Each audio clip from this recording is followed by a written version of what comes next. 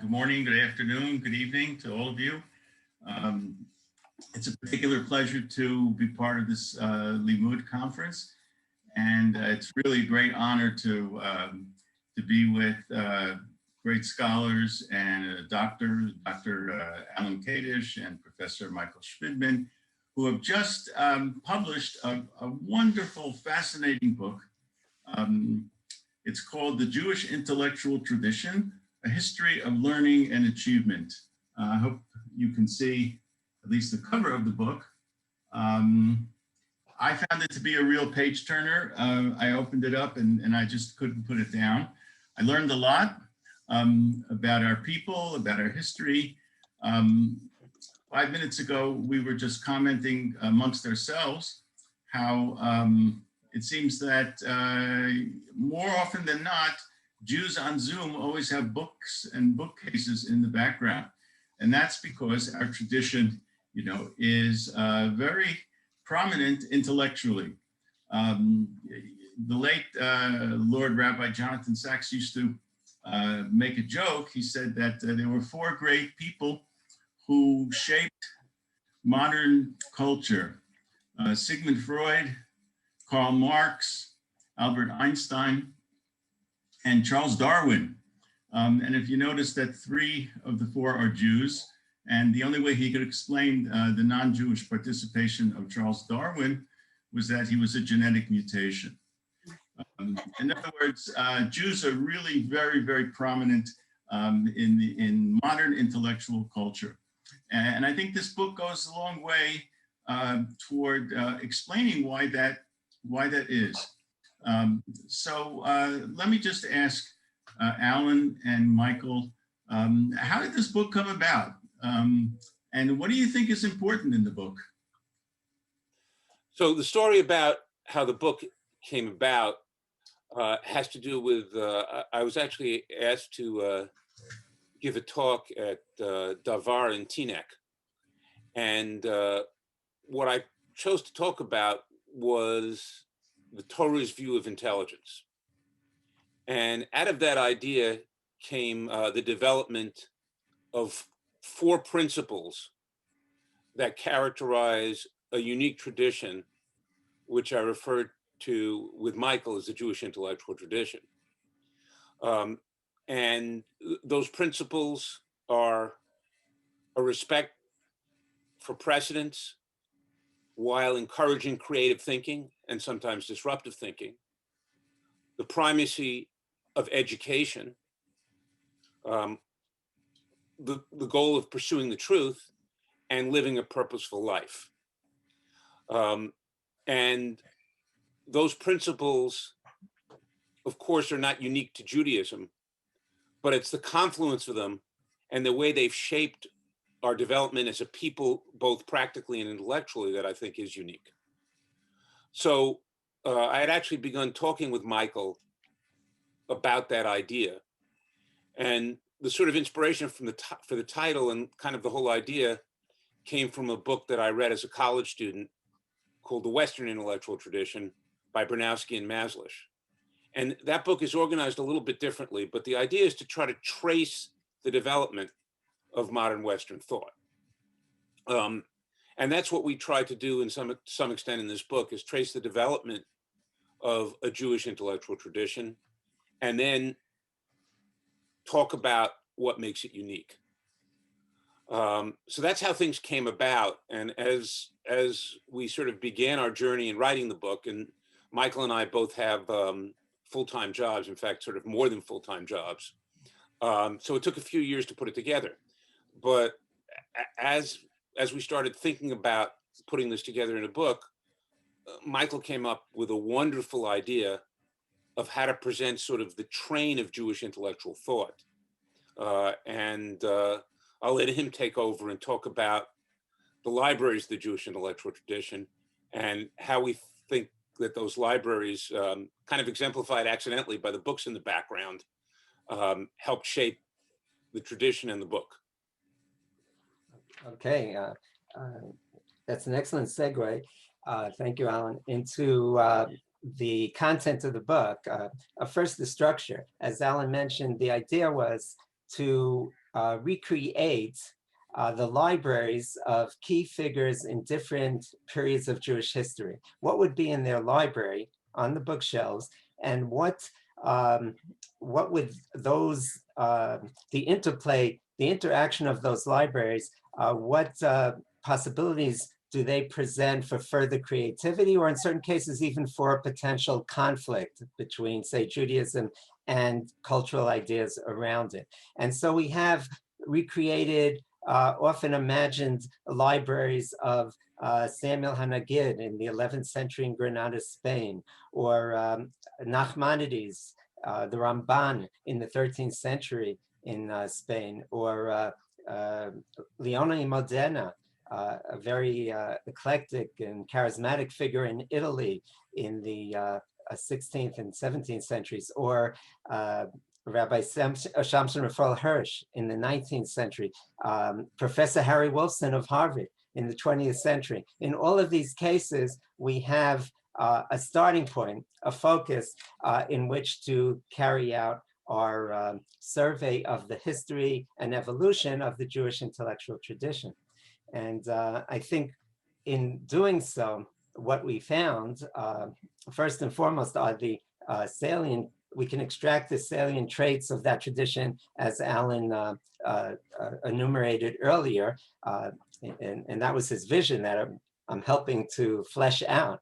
But I think if you go through the historical periods of the intellectual tradition, beginning with antiquity, with biblical and Talmudic times, and we specialize primarily in the past millennium, the medieval and modern periods, what you find is that Jews are active in an impressive array of disciplines that are cultivated by Jews throughout the centuries. You look at this Jewish intellectual tradition, you have to be impressed and even dazzled by the breadth of that tradition.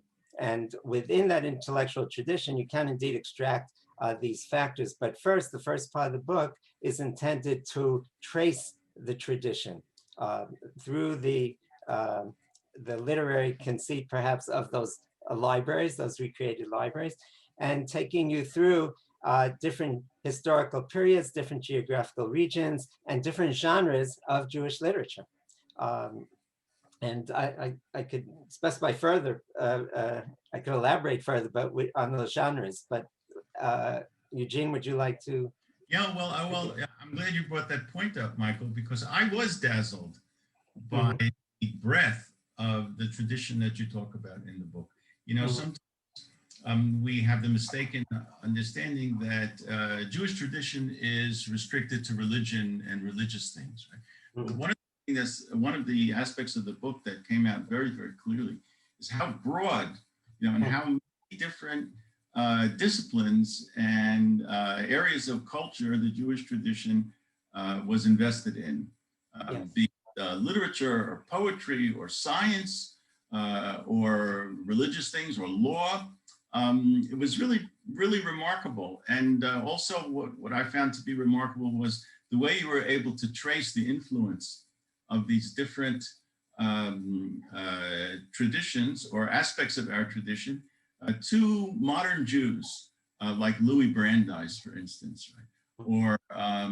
Or sociologists and psychologists and anthropologists and literary types. So before we move on to the salient points, which I think are really the guts of the book in a sense, let's talk a little bit about the breadth of the tradition and how encompassing the Jewish intellectual tradition is. Yeah, so it's okay if I start and I'll hand it off to you. Okay, so just to piggyback on what Eugene already said, and thank you for your careful reading of the book as well. It's not a surprise, I think, to find in post-Talmudic centuries that Jews are engaged in the study of Talmud, for example. That's a classical Talmud with its associated literature really takes it earned the lion's share of interest in Jewish literature over the subsequent centuries. And therefore, it's not surprising, for example, if you look, just as one example, in the 11th century, you find independently but concurrently, you have somebody in Spain, like Rabbi Isaac Alfasi, who's writing an abridgment of the Talmud. And in France, you have Rashi writing a running commentary on the Talmud. And in Italy, you have Rabbi Nathan Ben Yechiel of Rome writing a Talmudic lexicon. What they're all trying to do is to simplify and systematize the very complex and sophisticated discussion of the Talmud and make it more accessible for Jews in Europe so that they could continue this focus on Talmudic study, a focus that continues throughout the ages into modern times with different layers and variations of methods of Talmud study down to the critical academic study that you see today in universities. And it's not surprising to see Jews involved in Bible study. After all, Jews are the people of the book. And you could debate whether over the centuries, Jews have been to a greater extent, whether that book is Talmud or that book is Bible, but Jews have always studied Tanakh, the Bible.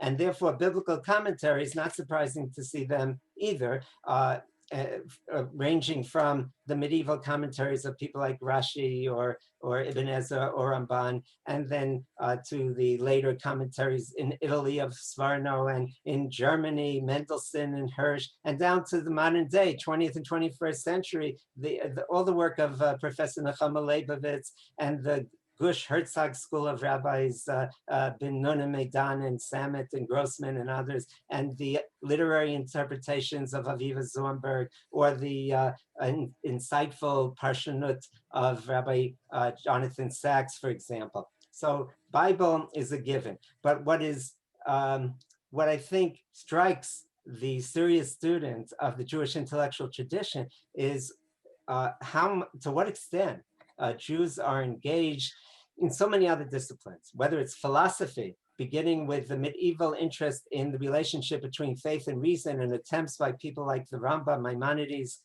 and Yehuda Halevi and others to demonstrate the congruence between the truths of the religious tradition and the truths of the philosophical tradition. And continuing all the way until in the 17th century, Spinoza comes and rejects some of those fundamental axioms of the previous centuries. And down to modern times, the work of Rosenzweig and Buber and rabbis Soloveitchik and Heschel and Pedachovsky and professors like Michael Walzer and Hilary Putnam. So Jews have a significant role in, they're very interested, intensely interested in the discipline of philosophy, and interested in mysticism, from the Merkava mysticism of the early centuries of the Common Era, where Jews are trying to ascend to a vision of the celestial realm, something akin to what Ezekiel saw, or whether the Zohar mysticism or Lurianic Kabbalah, and down to our own day, all the way to popular movements that use New Age terminology and themes. And then there's also scientific thinking that goes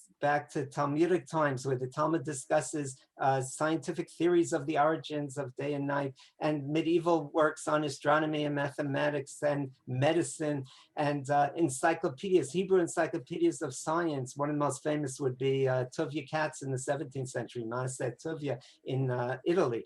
Or you have, and that continues down to the illustrious names of the current centuries, whether it's Einstein and Carl Sagan and Norbert Wiener in the more biological or natural sciences, or whether in the social sciences, people like Durkheim and Freud and Vygotsky, all of them, by the way, profiled or referenced in the book as a continuation of the evolution of the Jewish intellectual tradition. And finally, creative writing. You have the poetry, liturgical poetry in the first centuries of the Common Era, written by Jews in the land of Israel. In the Golden Age of Spain, in the 10th to 12th centuries, you have poetry, both religious and secular, Ibn Gabirol, Yehuda Halevi, so many others. And then in Italy, in later centuries, Emmanuel of Rome and Leone Modena, poets, dramatists, until finally you have the novelists of today, whether it's the 20th century and the 21st century, whether it's Malamud and Bellow and Roth, or whether it's Cynthia Ozick and Chaim Potok and Elie Wiesel and Allegra Goodman and Dara Horn and so many others. So it is a very broad culture, a very broad tradition. And it's not only that one person, that individuals are so talented in a given discipline, but another staple of the Jewish intellectual tradition is you have many individuals who are talented in multiple disciplines. And I mentioned the Golden Age in Spain. If you look at Samuel Hanagid or Avraham Ibn Ezra or the Rambam, Maimonides, these are versatile figures who are Renaissance men way before, centuries before the Renaissance. So as Eugene alluded to, just finish, I'm going too long, but as Eugene alluded to, there are different approaches within Jewish society and Jewish history as to as to the value of all these other disciplines. Do you reach a higher spiritual / intellectual level by integrating classical rabbinic sources with secular and scientific and philosophic sources? Or should you more monolithically focus upon rabbinic learning? This is a debate down to our own day, but there's no question that both camps exhibit precisely the salient traits of the Jewish intellectual tradition that Alan enumerated earlier, and I'll turn over to him. So I think Michael's done a phenomenal job talking about the history of productivity in very different fields. And what we tried to do in the book is try to show that it's not just that people have been successful, which is of course something we all know, but that they participate as part of a coherent stream of ideas that helps them be successful. And those ideas, as Michael pointed out, allow people to be successful in a variety of fields, not just in studies that are classically thought to be as religious studies. So let me sort of provide one example. Obviously, it's very difficult to do in a short period of time, but let me provide one example of how that thinking and that tradition might evolve. Typically, people think of the Jewish intellectual tradition as being rigid and unchanging. And certainly there are aspects of it that are. But the fact is, what's kept it interesting is that so much is unsettled, so much is debated, so much is constantly challenged and reevaluated. So someone asked me a couple of years ago, said, doesn't it bother you that there are all these things that aren't settled? And my answer was, if everything were settled 2 millennia ago, we'd be dead in the water, basically. What keeps things interesting is the idea that we've been given the opportunity, and more than the opportunity, the sort of goal and desire to stay fresh.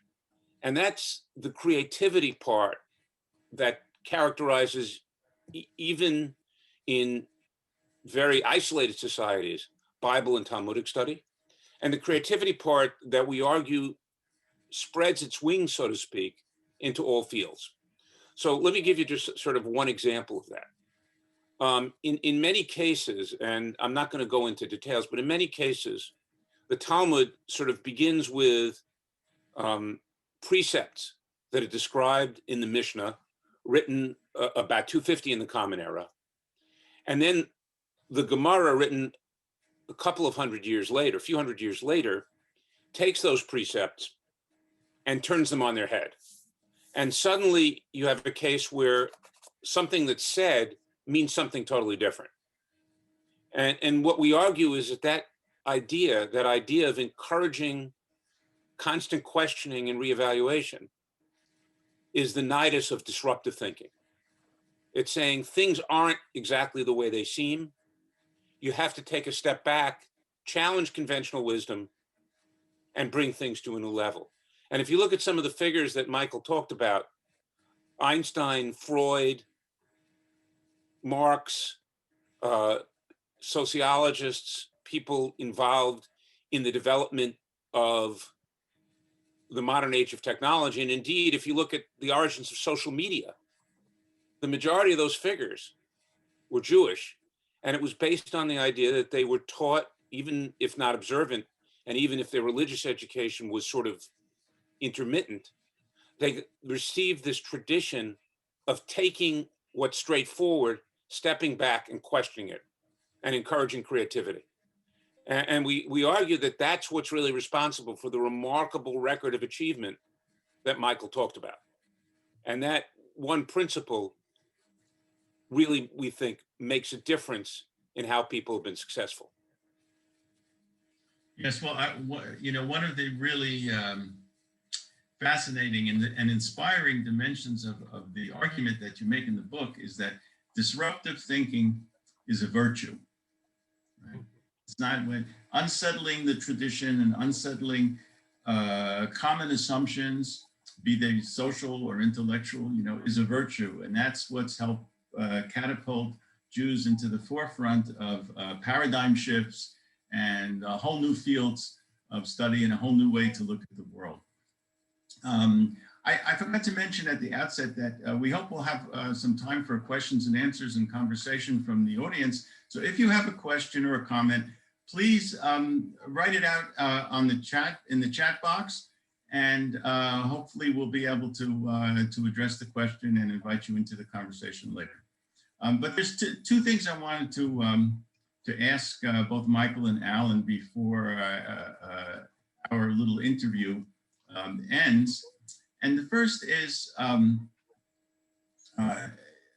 noticed that there's something almost paradoxical going on in the book.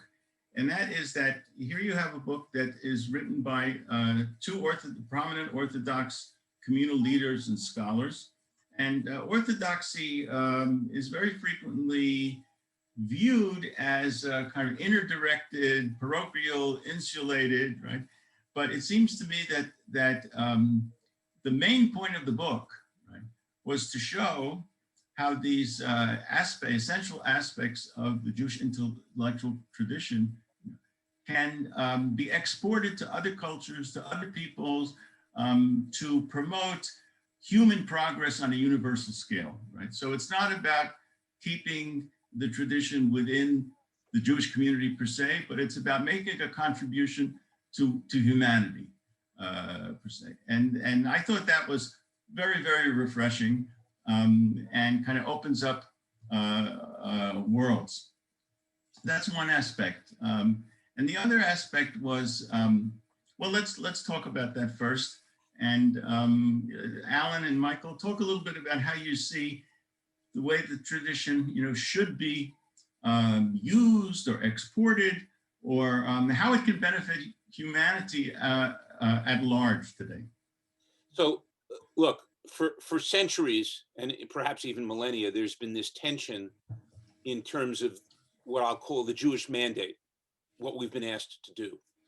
And so there's the particularist and the universalist ideas, right? So the particularist idea is we're here to build Judaism, to maintain the tradition, to keep it solid. And there's no question that's been an important aspect of what traditional Judaism has always meant and done. But there's also a more universalist message, right? Whether you want to call it a light unto nations, whether you want to call it building a better society or building a better world, those two things have always been there. Now, Michael mentioned Spinoza, and Spinoza, I think, really was the start with where people who identified as Jews, but that was sort of perhaps the onset of the Haskalah, the Jewish Enlightenment. People identified as Jews, said they were fostering Judaism, weren't necessarily observant. And so the tradition sort of spread at that point and in subsequent centuries to people who said they were upholding what's great about Judaism, what's special about Judaism, but weren't necessarily observing commandments. But it didn't change the fact that this dual mission was always there, although different people ascribed different degrees of importance to the particularist and universalist ideas of what Jews ought to contribute. So I think the feature that you identified, that we suggest that there are broad principles behind the tradition that can be applied universally, was always there. It's just a question of how much importance each person puts in that. Now, what an outgrowth of that sort of is that these 4 principles that I discussed earlier, which is respect for tradition, but encouraging creativity, a purposeful life, the primacy of learning, those principles yield things that can be applied to intellectual pursuits in general, that the constellation of them are a part of the Jewish tradition. And we talk about 11 principles, and I'm not going to go into all of them, but collaborative learning, of course, Chavrusa learning, with its origin in the Talmud, which talks about people who lost their Chavrusa being devastated. That collaborative learning piece is one of those 11 principles that really has made it into modern education in many ways, but probably ought to make it into modern education even more. So the idea is that, yes, there's a particularist vision and a vision to uphold tradition, but there's also a vision of service to the world. And that service can be practical and social, but it can also be intellectual. And those intellectual lessons are what I think is something that we've not focused on adequately and really have implications for education in general. So I feel very good about the fact that we think that those things we learned about Judaism can mean something for others and can make a difference in the world. And so I don't see a tension there. But Michael, why don't you provide your perspective on it? Yeah, no, I agree. I agree completely. So it's a good thing we wrote this together. We do agree. And I would like to go back to the last chapter of the book. Alan alluded to this, that we have 11, it's actually chapter 11 of the book, easy to remember. There are 11 specific recommendations for universal application of these salient traits of the Jewish intellectual tradition that could be exported to any culture in any environment where the motivation is there to apply these principles. And I also will not go through a shopping list of all of them, but I wanted to single out 1 or 2. In each case, we provided an example from the lives or writings or statements of an individual that exemplify this particular recommendations. So as here's one example. We suggest, 1 second, here it is. We suggest train with a master mentor to be treated with proper reverence. Get yourself someone to learn from. And one of the examples we bring, and it's such a passionate, beautiful piece, I'd like to just quote from it, is involves 2 secular Jewish masters of music, Arnold Schoenberg and Gustav Mahler. So Schoenberg expresses his fervent admiration, it's close to idolization of his master, of his mentor, Mahler. And in a lecture in memory of Mahler in 1912, Schoenberg says the following. He says, I remember distinctly that the first time I heard Mahler's Second Symphony, I was seized, especially in certain passages, with an excitement which expressed itself even physically in the violent throbbing of my heart. I was overwhelmed, completely overwhelmed. Mahler was capable of the greatest possible achievement of an artist, self-expression. The genius lights the way and we strive to follow. And he concludes, our passion for the object of our veneration must so inflame us that everyone who comes near us must burn with us, must be consumed by the same passion and worship the same fire, which is also sacred to us. This idea is not only in a religious concept where you have traditionally the Rebbe Talmud, the master-teacher relationship when it comes to study of Talmud, but here too in a more secular context, and this could be imported to any culture and environment where you have the desire and the motivation. And just quickly, one other example of a recommendation, which is so important, I think, and throughout the book, we have examples of this. It's sort of a sub-principle from the trait of living a purposeful life. So we have here a recommendation, do not be distracted from your determination to advance and accomplish despite impediments. major or minor, that stand in your way. And one example we provide here, an interesting case in the late 15th century of Rabbi Abraham Saba. He was expelled together with the many Jews who were expelled in 1492 from Spain. He fled on foot to neighboring Portugal. A few years later, there was another decree of expulsion, this time in Portugal. He tried to flee again, but when he came close to Lisbon, he became aware of the decree issued against possession of Hebrew books. Now, he had written quite a few commentaries on biblical and rabbinic texts, and he writes in his own words, before we reached the city, I buried my manuscripts under the roots of an olive tree. Then he was imprisoned in Lisbon, managed to escape to Morocco, and there he started writing all his manuscripts from memory. And indeed, he produced important manuscripts that are still printed and read today, commentary on the Bible, commentary on Ruth, commentary on Esther. This is a case of determination, defeating disruption, defeating despair. And there's so much to learn from this and other examples throughout the book that could be applied, especially in the environment that we've been in for the past couple of years in the United States in particular, where you have, aside from COVID, the pandemic, you also have all these social issues that have risen to the surface and sometimes bubbled over the surface. And it's important to remember this recommendation. Right, right. Well, I'm glad you mentioned that, Michael. You know, I think the example that you gave about Schoenberg and Mahler, you know, is a perfect way to illustrate the general principle in the book. I mean, if you look very narrowly at what the Mishnah says, it says, "Zesei Rab," right? You should get a Rab. So you can translate that as well. You should have a rabbi. You know, you should find a rabbi who'll be able to answer your religious questions. But the truth is, it's a more general principle. You know, find yourself a master. Find yourself somebody who can teach you, who can share his expertise with you, and that's in fact what Schoenberg did with Mahler. And of course, Eugene, the term rabbi, right, is used in a lot of workplaces for someone who mentors you and furthers your career. It's not just a teacher, but Right.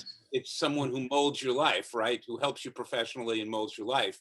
And that's really a lot of what it's all about in terms of mentorship. It's not just, I mean, you know, you can learn from Google these days, right?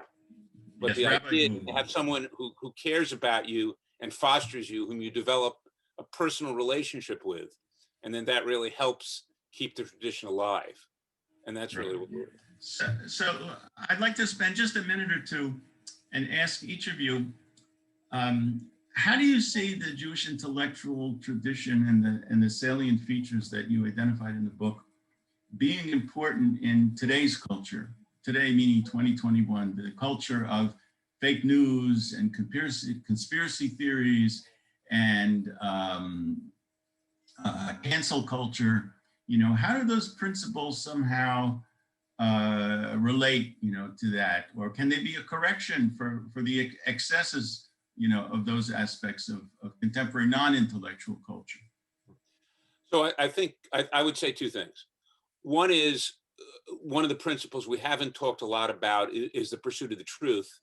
And an example of that actually goes back to the Talmud and the argument that Michael mentioned about the origin of day and night. And current astronomy extrapolated to that argument is complicated, but there's a way to look at it. But the more important thing is that in that discussion, there's a question about whether the Jewish scientists or non-Jewish scientists were more accurate in their perception of what creates day and night. And the Talmud concludes that it was the non-Jewish scientists who were correct. And that idea of pursuing the truth continues through Maimonides and through a lot of people in modern time, Jewish philosophers looking at epistemology. And so an adherence to the truth is one thing that I think would help reinvigorate some of what the intellectual bankruptcy of the current environment. But you know, the other piece of it, I would say, is that I think a lot of what has created some of our divisions and some of the fracturing of what we used to think of as American society is a search for purpose. And I think, you know, this sort of goes back to the idea that there used to be a common religious bond in American society, which as Americans, even though they become less religious than Europeans, Americans as a whole are less religious. And so that common bond of religion has begun to sort of recede a little bit.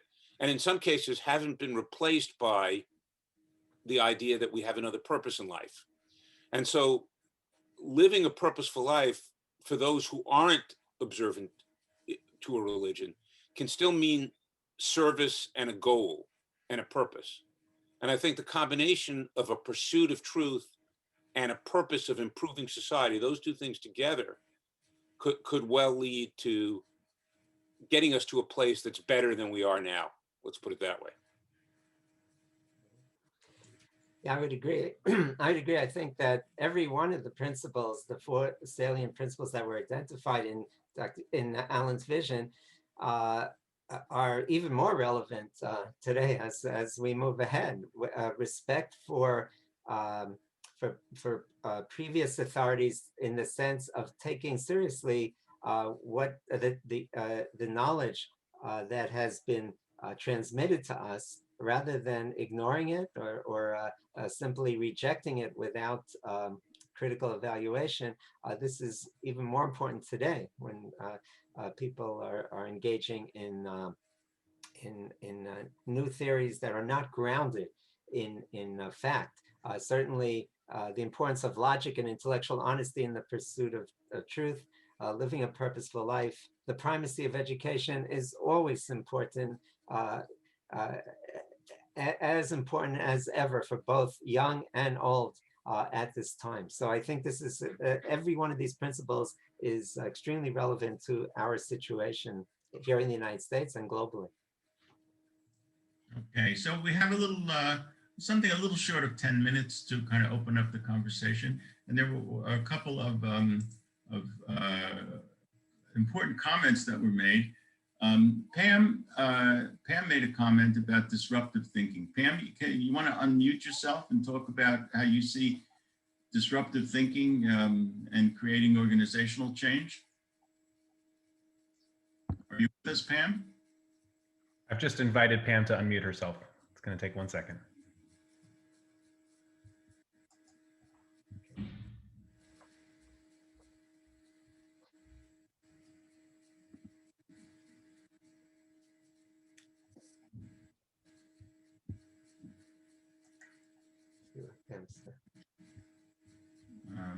Organizational change. Well, maybe we can come back to Pam if she's having trouble unmuting herself. Now, Mark Rosenbaum, maybe if we could unmute Mark. I mean, he made a very interesting comment. He said that, how do you respond to the diminishment of study in pop culture, you know, as kind of the pursuit of, and the pursuit of knowledge as kind of an intellectual elitism, kind of snobbishness. You know, what would we say about that? The context for that, of course, was the debate over the last presidential election and what we witnessed over the last 4 years, where those who were the most knowledgeable, the most studied in areas of, well, fill in the blank, whether it was science or history, political science, etc., were considered intellectual elites and to be diminished and not valued as a result. And so here we are, focused on the principles you elaborate, and very, very powerfully.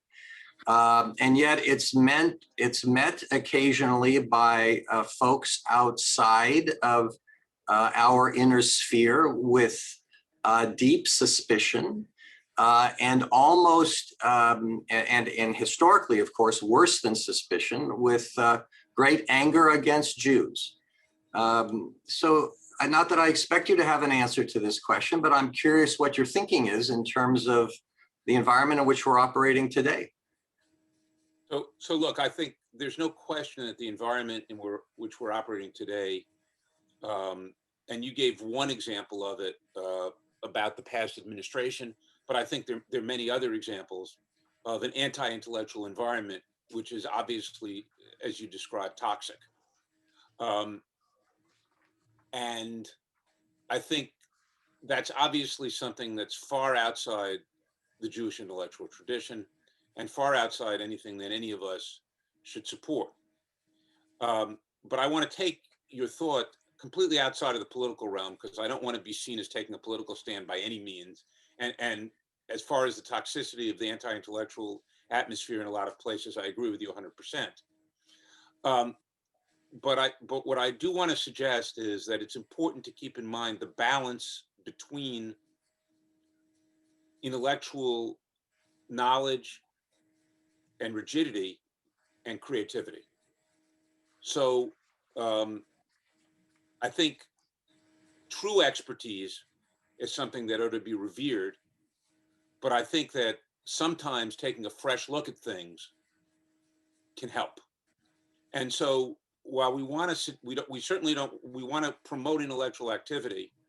It is true that in some fields, there's an orthodoxy that's developed that, even though it has deep intellectual roots, is actually anti-intellectual. And so we have to strike the right balance. And this is really the first principle we talk about: strike the right balance between respecting knowledge and tradition, but encouraging alternate thinking. And as I said, without getting too much into politics, there are those who would argue that in some aspects, like some aspects of foreign policy, that ignoring and denigrating expertise is terrible and toxic, but encouraging new ways of looking at things may not be so bad. And so that's where you have this dialectic that I think appears throughout history and is still relevant today. But of course, the idea that study or intellectualism is negative is, of course, one that's completely contravened by the entire tradition. Okay. Yeah, I would agree with that. Yeah, Michael? Yes, I would just add that some of the practical recommendations that we did not cite as yet speak to that point as well. The effort to encourage intellectual inquiry, not in any way to diminish it. For example, we talk about seeking noted scholars and great ideas as your constant companions, and surrounding yourself and your family with the written word, with books. Eugene, you mentioned earlier when we came on to the session that we all have bookcases in the background. This is Robert Aumann, Professor Aumann, who received the Nobel Prize for his work in game theory, was asked once in an interview, we quote this at one point in the book, as to what are the factors that are relevant to this phenomenon of a disproportionate number of Jews receiving Nobel Prizes. And he says, because Jewish homes are full of books. They're full of Svarim, he said. Jewish homes have overflowing bookshelves. Throughout the generations, we've given great honor to intellectual pursuit. This is what you want to encourage. That people should engage their intellectual curiosity, not leaving it dormant, and try indeed to reach higher intellectual levels. And then this whole phenomenon that you have rightly pinpointed, Mark, perhaps could be alleviated. Yeah. Okay, thank you. Has Pam joined us? I don't want to leave her out because she had this point about organizational change and disruptive thinking. We lost Pam. I think she's not. We lost Pam. Okay, so we have time for what? Do we have time for one more? We have time for one short question. Okay, so David Brody talked about a cousin of his who came from Germany, and he was tasked to develop a new digital computer, and he wound up developing the Sperry Geniac, right? And he said it was easy. Now, how much of that do you think might have been influenced by the disruptive thinking and the Jewish intellectual tradition? I mean, is this an example of the Jewish tradition making a universal contribution? Are you with us, David? So I think David's not, but we can try to sort of imagine what he might be thinking. And I think we don't want to go overboard. We don't want to say that everything that everybody does who's Jewish can be attributed back to the Jewish tradition. But the idea that, and we don't know much about this technical education, but the idea we try to talk about is the fact that, as Michael just pointed out, if you're immersed in tradition that encourages intellectual creativity and encourages precise thinking, but allows you to also be disruptive, it makes things which might seem difficult actually appear easy.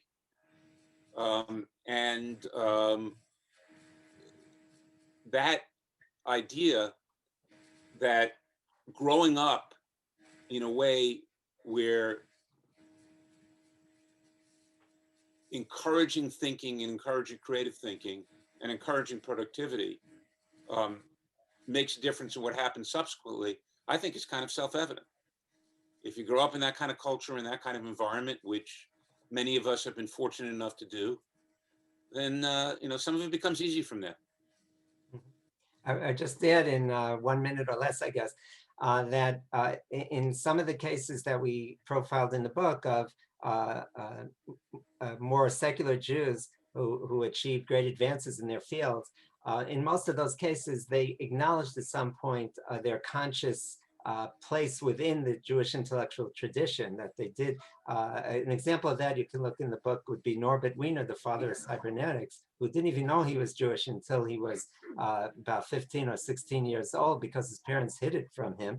And later in his autobiographies, he says he's so proud to be part of that tradition. He sees his father as part of that tradition. He learned, in fact, that he was descended from rabbis on that side, perhaps from Maimonides, and was very proud of that and tried to emulate that. So if he had not known that, he still would have been a product of that tradition. And in some cases, we can speculate that indeed Jewish families maintained traditions which generated this kind of intellectual achievement. I think it's worth speculation as well. Hey, thank you, Michael. I think we're just about out of time. So before we sign off, I want to encourage all of you who've been part of this discussion to really get a copy of The Jewish Intellectual Tradition. It's a wonderful book. It's an important book. And I'm sure you'll get as much satisfaction studying it and reading it as I did. So good luck. And thank you, David, and thank you, Limud, for the opportunity to have this conversation.